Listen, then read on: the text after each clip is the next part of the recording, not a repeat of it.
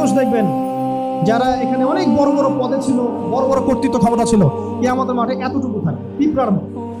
স্পষ্ট হাদিস, পিঁপড়ার সমান। প্রত্যেক অহংকারী মুতাকাব্বির এদেরকে তোলা হবে কালো কালো পিঁপড়ার মতো করে, ঠিক আছে? অনেক মানুষকে তোলা হবে, দেখবেন জাকাত দেয় নাই, শেখা দিয়ে দিয়ে এদিকে গাল পৃষ্ঠদেশ এগুলো সব আগুনে জ্বলছে।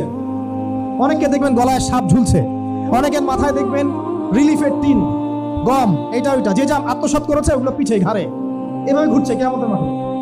বহু মানুষকে দেখবেন কিয়ামতের মাঠে যে গলা পর্যন্ত ঘাম, কারো ওই যে আপনার বুক, কারো টাকনু, কারো হাঁটু। কিয়ামতের মাঠের বিভীষিকাময় অবস্থা, এটা নিয়ে ইনশাল্লাহ আলাদা একটা লেকচার দেওয়া যাবে ইনশাল্লাহ।